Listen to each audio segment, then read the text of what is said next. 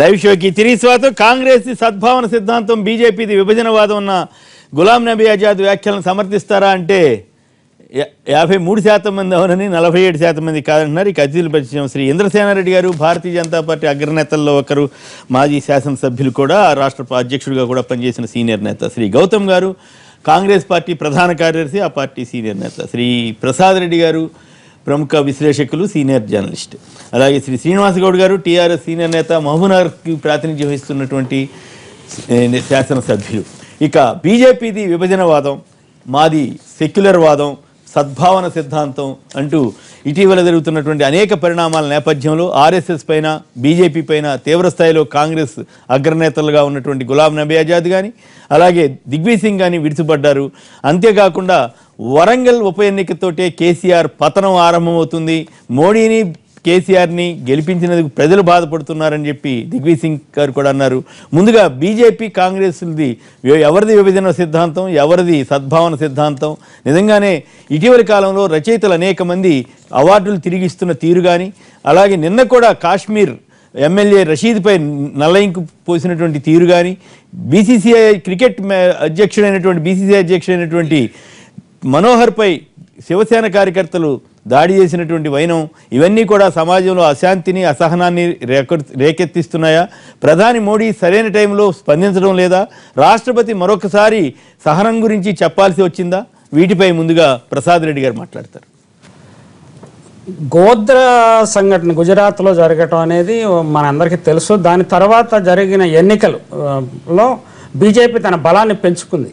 బలాన్ని పెంచుకోవటం ద్వారా ఏంటంటే ప్రజలను విభజించడం ద్వారా, లేకపోతే ఘర్షణ వైఖరిని పెంపొందించడం ద్వారా పొలిటికల్ అడ్వాంటేజ్ వస్తుందనేది బీజేపీ గ్రహించిందండి. ఇదే వ్యూహాన్ని దేశవ్యాప్తంగా అమలు చేయాలని ప్రయత్నం చేస్తున్నదా అన్న సందేహం కొంతమందిలో కలుగుతుంది. దానికి అనేక ప్రాతిపదికలు ఉన్నాయి. ఈ అసహనాన్ని పెంచడమో, లేకపోతే ప్రజల్ని డివిజివ్ పాలిటిక్స్ అంటాం కదండి. ఇంతకుముందు ఏంటంటే కులం ఆధారంగా ఇందిరా కాంగ్రెస్ కానీ, ఇంకో పార్టీ కానీ రాజకీయాలు నడిపినాయి. ఇప్పుడు వీళ్ళు మతం ఆధారంగా నడపడం అనేది ఒక ఎక్స్పెరిమెంట్ చేస్తున్నారు. అంటే మండల్ వర్సెస్ మందిర్ అనే వివాదం మనకు చాలా కాలం నుంచి ఉన్నది, ఇది కొత్త వివాదం కాదు. దాన్ని ఇంకా బలంగా ప్రజల్లోకి తీసుకెళ్లాలి, అన్ని ప్రాంతాల్లో చొప్పించాలనే ప్రయత్నం జరుగుతున్నట్టుగా కనిపిస్తున్నదండి. అలాగే బీఫ్ ఈటింగ్ గురించి కూడా మనకి దురదృష్టకరమైన సంఘటనలు కొన్ని జరిగినాయి. అంటే ఇండియా ఎవరు కాదన్నా హిందూ దేశము, హిందూ జీవన విధానము, హిందూ అనేది ఆల్ ఇంక్లూజివ్. అసలు మనకి జీవన విధానం ఆల్ ఇంక్లూజివ్ అండి, అది డివిజివ్ కాదు. అసలు హిందూ మతం అనేది గొప్ప జీవన విధానం, దాన్ని మనం అందరూ గౌరవించాలి. నేను practising Hindu, god fearing Hindu. But దేశంలో జరుగుతున్న పరిణామాలు నాలాంటి వాళ్ళకు కూడా మనసుకి ఆందోళన కలిగించే పరిణామాలు జరుగుతున్నాయి.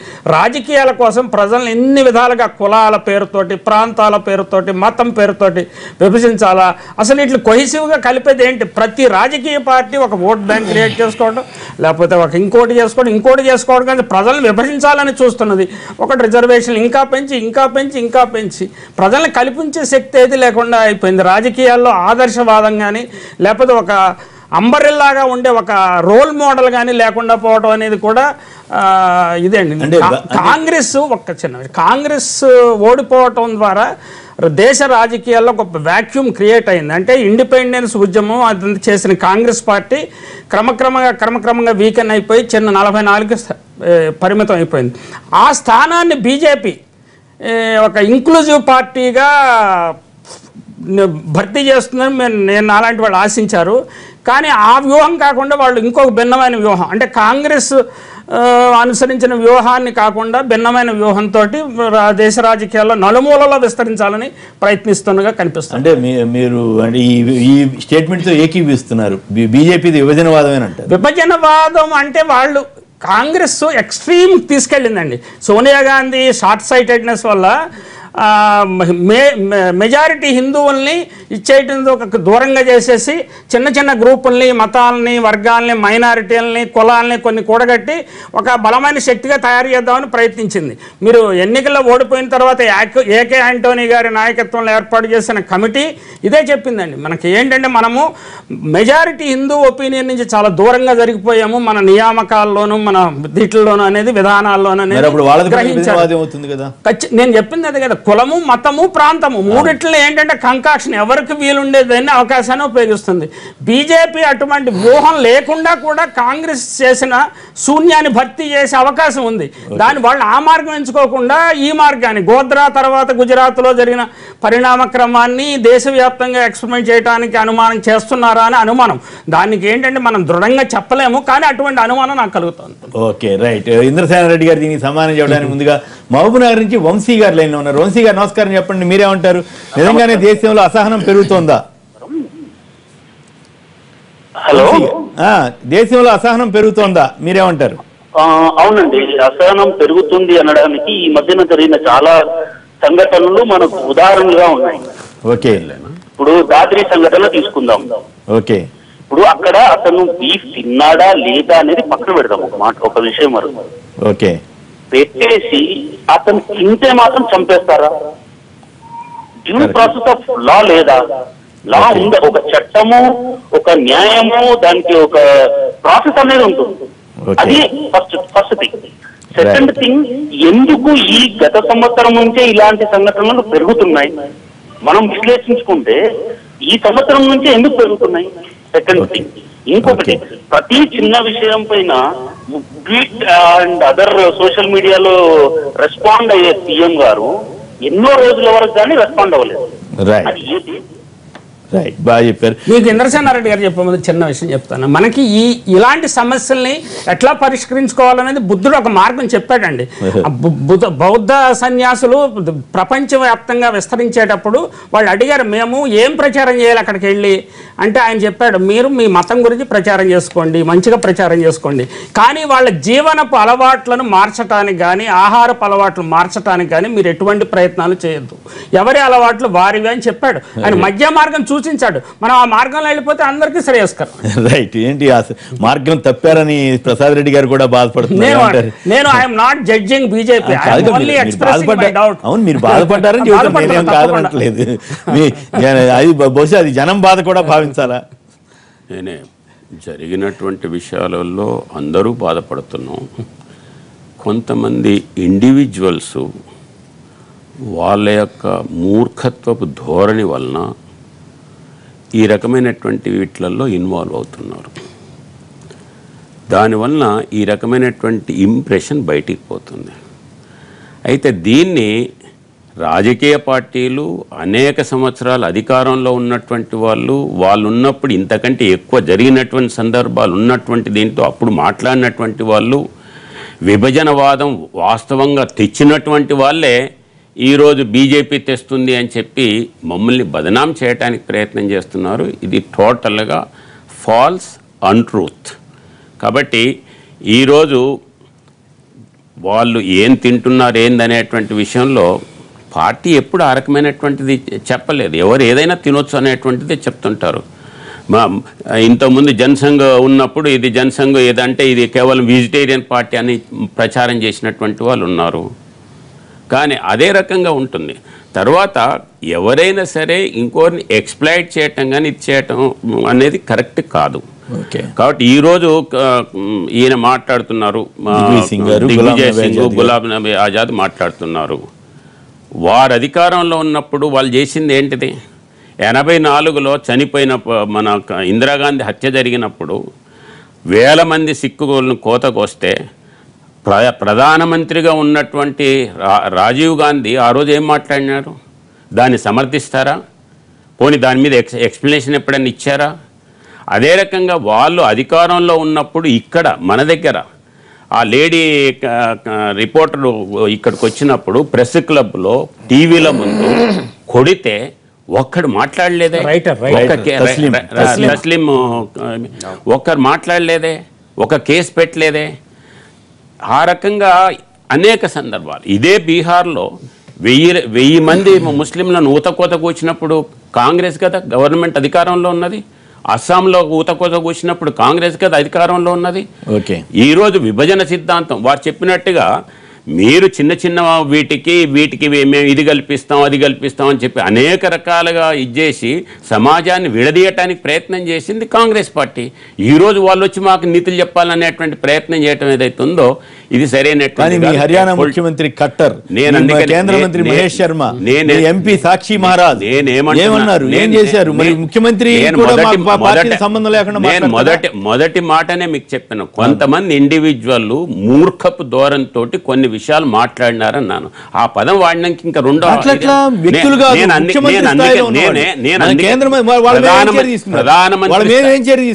ప్రధానమంత్రి స్థాయిలో ఉన్నటువంటి రాజీవ్ గాంధీ ఆ రోజు సిక్కులను ఊతకోతకు వచ్చినప్పుడు ఆయన వాడినటువంటి పదాలేంది? దానికి ఈరోజు కాంగ్రెస్ పార్టీ కట్టుబడి ఉంటుందా, లేకపోతే క్షమాపణ చెప్పిందా, చెప్తుందా? అది చెప్పమానండి ముందు. ఓకే, సో దాన్ని బట్టి ఇది ఉంటుంది కాదు. నేను మొదట్లోనే దాన్ని ఖండించిన తర్వాత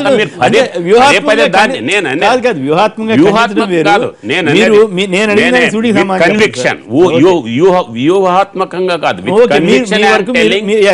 పార్టీ కూడా ఉంది. Right, okay. మిగతా వాళ్ళ సంబంధించి శ్రీనివాస్ గౌడ్ గారు, మీరు ఈ విషయంలో మీరు మాట్లాడిన తర్వాత కాంగ్రెస్ తరఫున మాట్లాడతారు, మీరేమంటారు?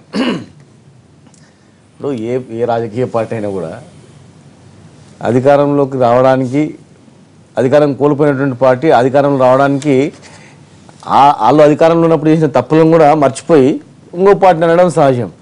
వచ్చినటువంటి పార్టీ కూడా ప్రజల ట్రెండ్ని బట్టి ఇది ఏం చేస్తే ప్రజలకు అభివృద్ధి చేస్తే ఓట్లు వేస్తారా, లేకపోతే సెంటిమెంట్కు దెబ్బ కొట్టి వాళ్ళకి ఆ సెంటిమెంట్ ప్రకారం నడుచుకుంటే, ఏం చేయకపోయినా సెంటిమెంట్ ప్రకారం నడుచుకుంటే ప్రజలు మా ఏమో ఉంటారా అనేది. ప్రజలు మోడీ గారికి కేసీఆర్ గారు ఇద్దరిని ఎందుకు బాధపడుతున్నారని కూడా అన్నారు. అన్నీ ఇప్పుడు వాళ్ళ అధికారంలో ఉన్నప్పుడు వాళ్ళు ఏం చేశారు, వాళ్ళ అధికారంలో కోల్పోయినందుకు అసహనంతో ఏం చేస్తారంటే ఎదుటి వాళ్ళ మీద దుమ్మెత్తిపోస్తారు. వాళ్ళ అధికార పార్టీలు అధికారంలో ఉన్నప్పుడు, కాంగ్రెస్ అధికారంలో ఉన్నప్పుడు, మరి దేశంలో ఈ రాష్ట్రంలో కూడా అనేక సంఘటనలు జరిగినప్పుడు దానికి బాధ్యులు ఎవరు? దానికి వాళ్ళు బాధ్యులు కదా. ఈరోజు కేసీఆర్ గారు అధికారంలో ఉన్నారు కనుక సంక్షేమ పథకాలు ముందు తీసుకుపోతున్నారు కనుక అటు దేశంలో కానీ, అక్కడ మోడీ గారు కానీ, ఇక్కడ కేసీఆర్ గారు కానీ వాళ్ళ అభివృద్ధిని చూసి మళ్ళీ అధికారంలోకి మేము వస్తామో రామో, అధికారంలోకి రాకుండా రావాలంటే మరి ఏం చేయాలి అని చెప్పి ప్రధానమైనటువంటి ప్రతిపక్షం కనుక మాట్లాడడం సహజమే. కానీ వాళ్ళు మాట్లాడే ముందు కూడా మా పరిపాలన ఇట్లుండే అని చెప్పుకుంటూ మేము మా పరిపాలన ఉన్నప్పుడు ఇలాంటి సంఘటనలే జరగలేదని చెప్తే బాగుండేది. ఉట్టిగా మాట్లాడడం, వేగంగా మాట్లాడడం అది తప్పది. రైట్, అయితే ప్రజలు నిర్ణయించేది ఏదైనా ఎలక్షన్ అయితే నిర్ణయిస్తారు. ప్రజల ట్రెండ్ ఏదనేది ఏదైనా మళ్ళీ ఎలక్షన్ దాకా ఆగమంటారు. ఎలక్షన్ వస్తే బై ఎలక్షన్స్ ఏదైనప్పుడు ప్రజల నిర్ణయం ఏంటనేది తెలుస్తుంది. నిజంగా ప్రజల నిర్ణయం వాళ్ళ వాదనే కరెక్ట్. దానికి కూడా సమాధానం చెప్పాలి. జైపాల్ రెడ్డి గారు ఒక మాట అన్నారు, రావణాసురుడికి 10 తలలు ఉంటే RSSకి 100 తలలు ఉన్నాయి, ఇది more dangerous than anybody else అని వారు వ్యాఖ్యానించారు. దానికి కూడా మీరు సమాధానం చెప్పాలి. మురళీకృష్ణ గారు కర్నూలు నుంచి లైన్లో ఉన్నారు. మురళీకృష్ణ గారు నమస్కారం, చెప్పండి, మీరేమంటారు? సహనశీలత తగ్గుతోందా దేశంలో? మురళీకృష్ణ గారు. రైట్, రమేష్ గారు మరొకరు తిరుపతి నుంచి. రమేష్ గారు చెప్పండి, దేశంలో సహనశీలత తగ్గుతోందా? తగ్గుతుంది సార్, తప్పకుండా. ప్రజలలో అసహనం పెరిగిపోతుంది, ప్రజాస్వామ్యం ఎట్టుపోతుందో అర్థం కావట్లేదు. ఈ బీజేపీ వచ్చి ఎంతో ఆశలు పెట్టుకుంటే ఈ విధంగా దేశం పోవడం చాలా బాధాకరంగా ఉంది. అయితే ఇప్పటికే నరేంద్ర మోడీ గారు నోరు తెరిచి ఒక అఖిలపక్ష సమావేశాన్ని ఏర్పాటు చేసి పెద్ద పెద్ద మేధావుల్ని, కవులని, రచయితలని, మత పెద్దలని అందరినీ గ్రూపుగా ప్రయోగించేసి బాగా ఎక్స్పోజ్ చేయగలిగితే ఇటువంటి అన్ని తగ్గిపోతాయి సార్. మత సామరస్యాన్ని కాపాడాలి సార్. మంచి సలహా ఇచ్చారు మీరు మంచి సలహా ఇచ్చారు రమేష్ గారు. మరొకరు ప్రేమ్ కుమార్ గారు మరొకరు లైన్, చిత్తూరు. బీజేపీ పార్టీ వచ్చిన తర్వాత ఓకే, మన రాష్ట్రంలో ఎంత మతత్వం పెరిగిపోయిందంటే అండి, చెప్పలేని విధంగా మతత్వం పెరిగిపోయిందండి, పూర్తిగా నశించిపోయింది అసలు.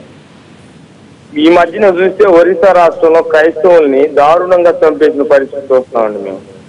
యూట్యూబ్ లో ఇప్పుడైనా మనం చూడొచ్చండి, 20 మందిని దారుణంగా కొట్టారండి అక్కడ క్రైస్తవుల్ని. అక్కడ బీజేపీ లేదు కదా. ఈ మతత్వాన్ని డెవలప్ చేయడం ఏంటండి? ఇంత మతత్వం భారతదేశం రావడానికి కారణం బీజేపీ అండి. అది ప్రాముఖ్యం చూసుకుంటే మనం ప్రధానమంత్రి గారి మీద పూర్తిగా మతత్వవాదని చెప్పి తీవ్రమండి. కాబట్టి ఈ బీజేపీ పార్టీని పూర్తిగా వ్యతిరేకిస్తున్నాం. ప్రజల్ని మభ్యపెట్టడానికే తప్ప మతత్వ పార్టీని ఏర్పాటు చేసుకొని గెలిచి వచ్చి ఇప్పుడు మతత్వాన్ని పూర్తిగా పార్టీ వైపు మళ్ళించుకుంటుందండి. Right, okay. గౌతమ్ గారు చెప్పండి, అసలు చేసినంత కాంగ్రెస్ ఏనని అంటున్నారు వారు, మీరేం సమాధానం చెప్తారు? కాంగ్రెస్ బీజేపీ పార్టీల రాజకీయాల గురించి మాట్లాడే ముందు మనం భారతదేశంలో విభిన్న మతాలు, విభిన్న సంస్కృతులు, విభిన్న ప్రాంతాలు, విభిన్న భాషలు, విభిన్న జాతులు కలిసిన ఒకానొక భారతదేశం ఉంది. దాన్ని సమష్టిగా సహనంతో బతకడానికి కావాల్సిన ఒక రాజ్యాంగాన్ని, భారత రాజ్యాంగాన్ని రూపొందించుకుని దాన్ని అమలు చేసుకుంటున్న దేశం ఉంది. కాంగ్రెస్ పార్టీ గత 60 ఏళ్ళుగా ఈ దేశంలో అధిక కాలం పాలించిన పార్టీగా, కాంగ్రెస్ పార్టీ హిందూ పార్టీనే. కాంగ్రెస్ పార్టీలో పరిపాలించిన ముఖ్యమంత్రులు, ప్రధానమంత్రులు అందరూ హిందువులుగా పుట్టి హిందువులుగా చనిపోయిన వాళ్ళే. కాంగ్రెస్ పార్టీకి ఓట్లేసిన వాళ్ళు, కాంగ్రెస్ పార్టీకి అన్ని రకాలుగా ఎలక్ట్ అయిన రిప్రజెంటేటివ్స్ అందరూ కూడా దరిదాపుగా మెజారిటీ హిందువులే. కాంగ్రెస్ పార్టీ చేసిన ఒక పని, మంచి పని ఏంటంటే భారత రాజ్యాంగాన్ని గౌరవించి పరమత సహనాన్ని పాటించి ఎక్కడా వివాదాలు కాకుండా ఒక మతాన్ని మతతత్వంగా రెచ్చగొట్టకుండా పరిపాలన చేయడానికి ప్రయత్నం చేసింది. అయినా మతతత్వ ఘర్షణలు జరుగుతూ ఉంటాయి. మతతత్వ ఘర్షణలు జరిగినప్పుడు దాన్ని ఒకవైపు ప్రోత్సహించకుండా ఉండటానికి ఒక పరిపాలనాపరమైన రాజ్యాంగ స్ఫూర్తితో కూడినట్టు ఒక సెక్యులర్ పాలన అందించడానికి ప్రయత్నం చేసింది. అది కూడా హిందూ పార్టీ నా దృష్టిలో అయితే. ఓకే, కనుక బీజేపీ వస్తున్నటువంటి విధానం చూస్తే మళ్ళీ హిందువులతో ప్రాబ్లం అని కాదు. బీజేపీ హిందువులుగా, కాంగ్రెస్ పార్టీ ఉంటూ సెక్యులరిజాన్ని కాపాడటానికి ఒక ప్రయత్నం చేసింది. వేరే ఆర్ఎస్ఎస్ అండ్ బీజేపీ, మాతృ సంస్థ ఆర్ఎస్ఎస్, బీజేపీ ఒక పొలిటికల్ పార్టీగా ఇప్పుడు వాళ్ళు చెప్తున్నది, నిన్న పాంచజన్యలో ఆర్ఎస్ఎస్ రాసినటువంటి సిద్ధాంత పత్రం ఏదైతే ఉందో వారు ఖండిస్తారు. వేదాలు గోవుల్ని వాళ్ళు చేస్తే చంపవచ్చు అని చెప్పాయని చెప్తున్నారు. నిన్న గరికపాటి గారు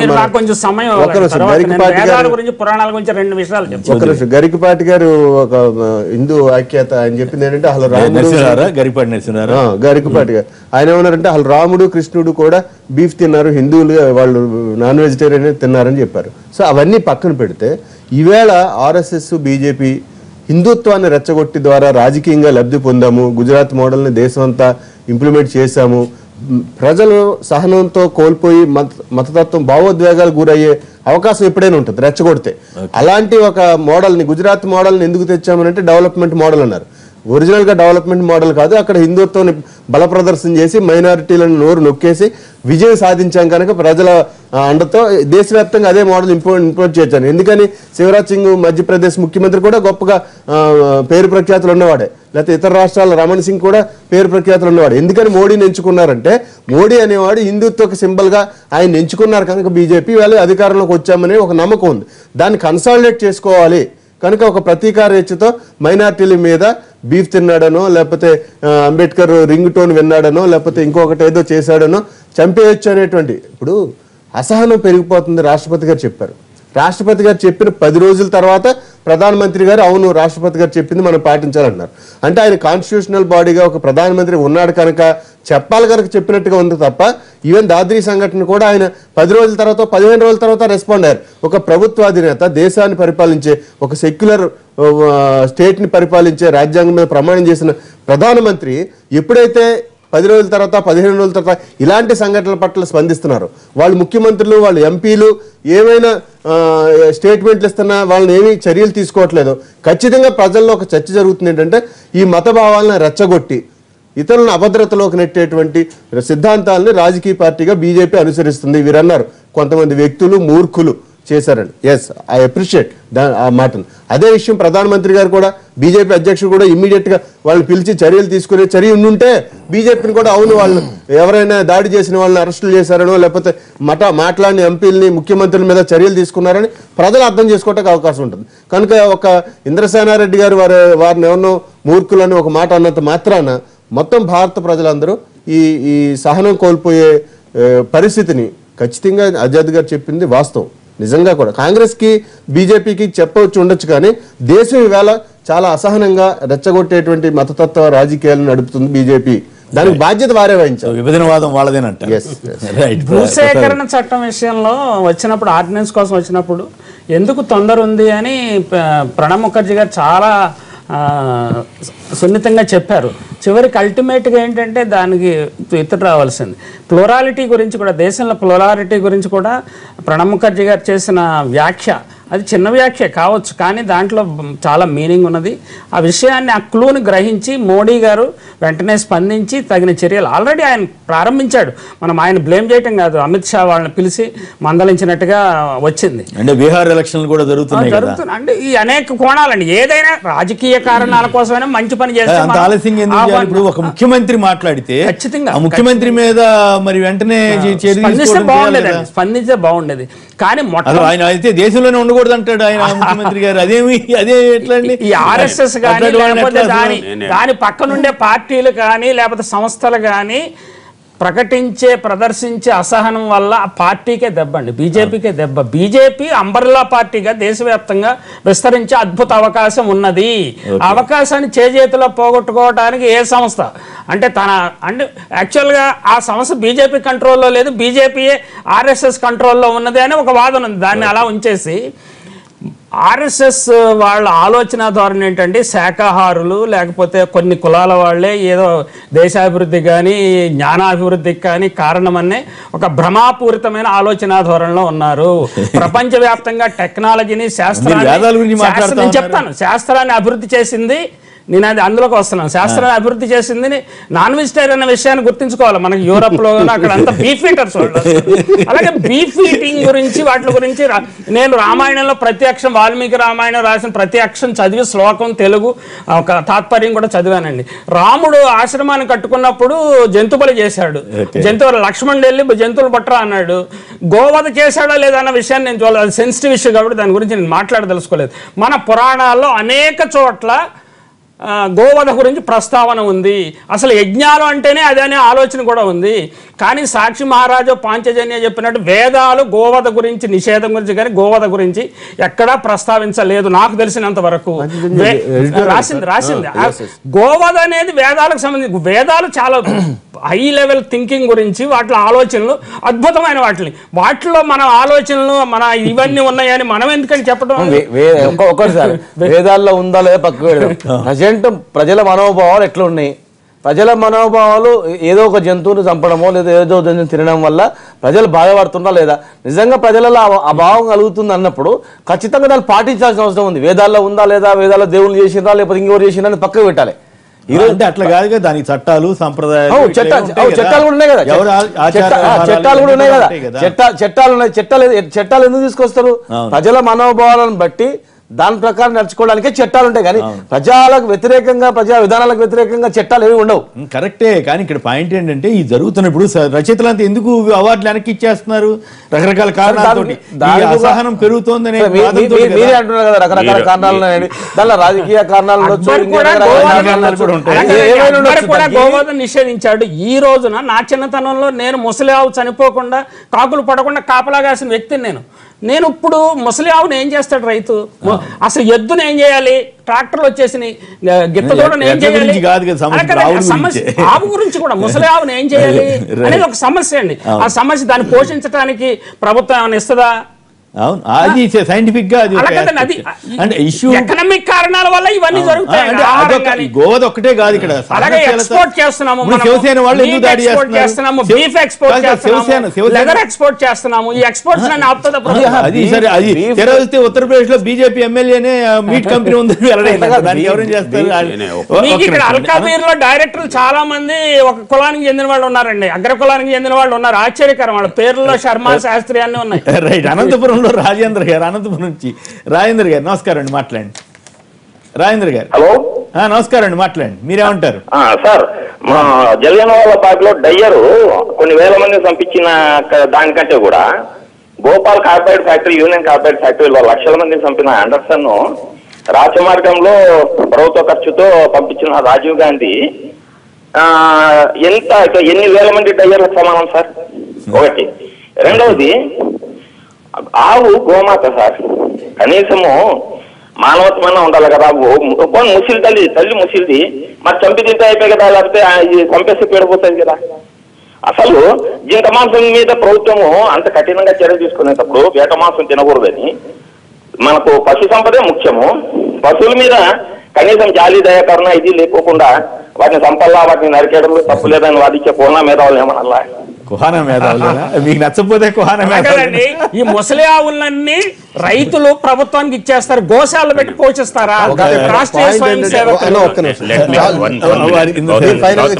ఫైనల్ గా చెప్తారు కానీ ఒకే పాయింట్ ఏంటంటే ఎవరి మనోభావాలు వారికి ఉండొచ్చు, తినొచ్చా తినకపోవడం సమస్య కాదు. ఇప్పుడు నిజానికి బీసీసీఐ దాని మీద శివసేన వెళ్ళి దాడి చేశారు, వాళ్ళు నిరసన తెలిపే హక్కు వాళ్ళకి ఉండొచ్చు, దాడి చేసే హక్కు లేదు. అది చెప్తారు, నిరసన తెలియజేసి రషీద్ అన్న మీద రంగు పూశారు. ఇవన్నీ ఏం తెలియజేస్తున్నాయంటే ఒక మాకు ప్రభుత్వం అండ ఉందనో లేకపోతే ప్రభుత్వం మమ్మల్ని ఏమేం చేయదనో ఒక భరోసా రావటం వల్ల ఆ సహనం కోల్పోయిన దాన్ని దాడిగా రూపంగా మారుతుంది. ఇది తప్పు. మనం చర్చించాల్సిన విషయం ఏంటంటే ప్రజాస్వామ్యంలో చాలా నిరసనలు చాలా రూపాల్లో జరుగుతూ ఉంటాయి, దాన్ని ఎలా చేయాలి కూడా గవర్నమెంట్ కూడా. బట్ దేన్ని దాడిగా ఎక్కడైతే మారుతుందో డైరెక్ట్ గా వెళ్ళి మీ దగ్గర చర్చ జరుగుతుంది. ముందు ఒక నిమిషం మాట్లాడి. ఇప్పుడు నాకు వేదాలు వీటి విషయంలో నాకు ఎక్కువ పరిజ్ఞానం లేదు. ఎవరన్నా మీ అటువంటి వాళ్ళు చెప్తే విన్నటువంటి వాడినే కానీ నేనేం చదివినటువంటి వాడిని కాదు. సందేహం ఉంటే ఉల్టా చెప్పేటోళ్ళు కూడా ఉన్నారు నా దగ్గర. ఇప్పుడు దీంట్లో వాట్సాప్ లో ఉంది, ముస్లిమ్స్ ఖురాన్ లో ఆవు తినొద్దని. నేను దాంట్లో పోదలుచుకోలేదు, మళ్ళీ దీన్ని కోట్ చేయకండి.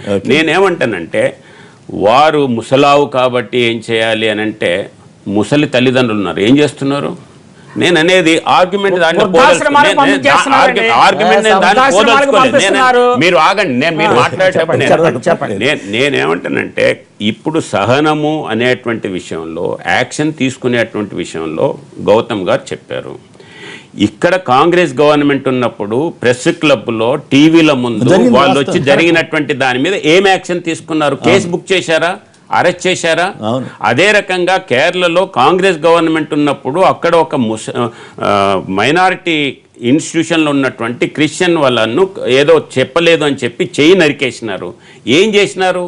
కాబట్టి స్పొరాడిక్ ఇన్సిడెంట్స్ ఏవైతే ఉన్నాయో ఇవన్నీ కూడా గవర్నమెంట్ని కార్నర్ చేయటానికో పార్టీకో కార్నర్ చేయటానికో అంటే ముందు ఆజాద్ కానీ లేకపోతే ఈ యొక్క దిగ్విజయ్ సింగ్ కానీ గౌతమ్ కానీ ముందు వీటికి సమాధానం చెప్పండి. మీరు గవర్నమెంట్లో ఉన్నారు. అందుకనే ఏమంటున్నాను, యాజ్ ఏ పొలిటికల్ పార్టీ ఇటువంటిది ఏదైనా చేసింది అని అంటే దానికి జవాబు చెప్పాలి. పొలిటికల్ పార్టీ డైరెక్ట్ గా చేయదు కదా. నేననేది డైరెక్ట్ గా ఎందుకు మాట్లాడుతున్నారు? పొలిటికల్ పార్టీ అంతకుముందు బీహార్ లో జరిగినటువంటి 1000 మంది ఊతకోచకు ఎవరు ఇన్సిడెంట్ జరిగిన తర్వాత రాజకీయ పార్టీ నేను అందుకనే ఇంతకుముందు కొన్నిసార్లు మనం మాట్లాడినటువంటి ప్రజలకు వెళ్ళిపోతుంటాయి, అబద్ధాలు వెళ్ళిపోతుంటాయి. నిన్న వెంకయ్య నాయుడు గారు చెప్పారు, పేపర్లో రాశారు, హెడ్డింగ్ ఏంటంటే జనసంఘ్ వాళ్ళు ఈ రకంగా ఉన్నారని. వాళ్ళిద్దరు తీసుకున్నటువంటి వాళ్ళు మున్షి కానీ లేకపోతే ఇంకో బోస్ కానీ వాళ్ళు అసలు జనసంఘ పుట్టక ముందే వాళ్ళు చనిపోయినటువంటి ఆయన ఒక ఆయన ఉంటే, కాంగ్రెస్ పార్టీలు ఉన్న ఆయన ఇంకొక ఆయన ఉంటే వాళ్ళని తీసుకొచ్చి జనసంఘ్ అని చెప్పి రాశారు. పేపర్లో పోయిన తర్వాత అదే మాట్లాడుతుంటారు. ఇంతకుముందు వీరు అన్నారు ప్రెసిడెంట్ మాట్లాడిన తర్వాత 10 రోజులకు రియాక్ట్ కాదు, ప్రెసిడెంట్ మాట్లాడిన నెక్స్ట్ డేనే రియాక్ట్ అయినారు. చీఫ్ మినిస్టర్ మాట్లాడినటువంటి సెకండ్ డేనే అమిత్ షా వారిని పిలిచి మందలు ఇచ్చారు. నిన్న కదా పిలిచిన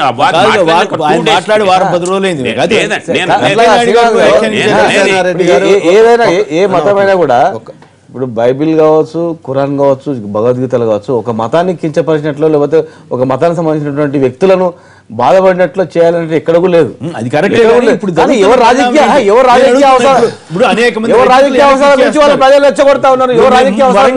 వరంగల్లో కానీ వరంగల్లో ఆవిడ కాత్యాయని అన్న ఇచ్చేస్తున్నారని అనౌన్స్ చేశారు. భూపాల్ అన్న ఆయన వీళ్ళందరినీ స్టాండర్డ్ అండి. అదే ఇప్పుడు ప్రశ్న, దాన్ని కూడా క్వశ్చన్ చేయాలి. ఎవరెవరికి ఇచ్చారు, ఎట్లు ఇచ్చారు, ఏం తెచ్చుకున్నారు అనేది. ఇప్పుడు వీళ్ళు ఎమర్జెన్సీలో ఎందుకు మాట్లాడలేదండి? తస్లామీ మీద మాట్లాడినప్పుడు ఎందుకు రిటర్న్ చేయలేదనండి? లేదా అక్కడ చెయ్యి నరికేసినప్పుడు అప్పుడు ఎందుకు మాట్లాడలేదనండి? అప్పుడు సహనం ఉందా వీళ్ళకి? అప్పుడు సహనం ఉందా? 14 నెలల కింద వచ్చినటువంటి మా పార్టీ అధికారంలో ఉంటే అప్పుడే సహనం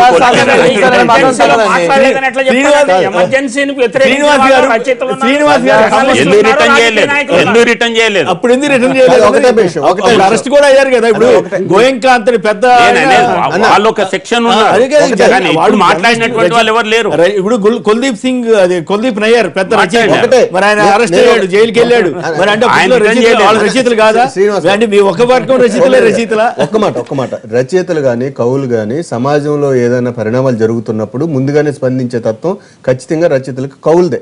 వాళ్ళల్లో అవార్డులు, మెజారిటీ అవార్డులు ప్రభుత్వం వాళ్ళ సేవలు, వాళ్ళ రచనలు గుర్తించే ఇస్తారు. ఎవరైనా ఒకళ్ళిద్దరు మీరు చెప్పినట్టు వాళ్ళు ఏమైనా తెచ్చుకుంటే దానికి సంబంధం లేదు. నేననేది అంటే ఒక ప్రభుత్వంగా ఇంత పరిణామం రచయితల నుంచి వస్తున్నప్పుడు దాన్ని సమీక్షించుకుంటుందా లేదా? మన పని విధానంలో నిజంగానే అసహనం పెరిగి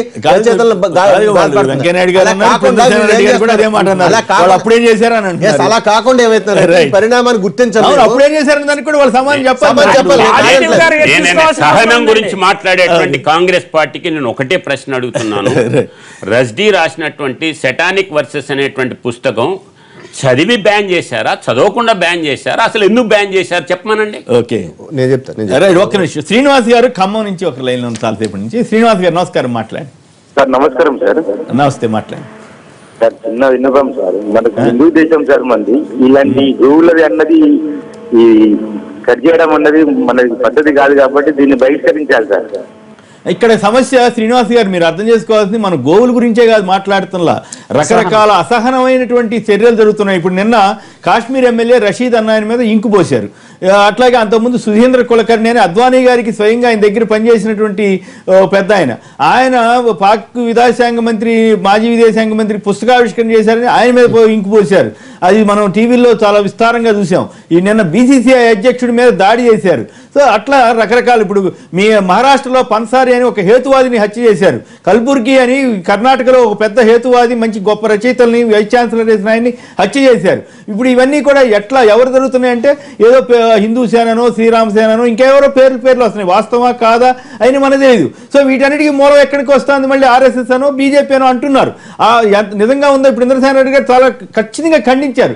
కానీ ప్రభుత్వ పరంగా ఏం జరుగుతోంది? నిజమైనటువంటి అసహనాన్ని పెరిగే విధంగా ఉందా, తగ్గించే విధంగా ఉందా అన్నదే సమస్య ఇక్కడ.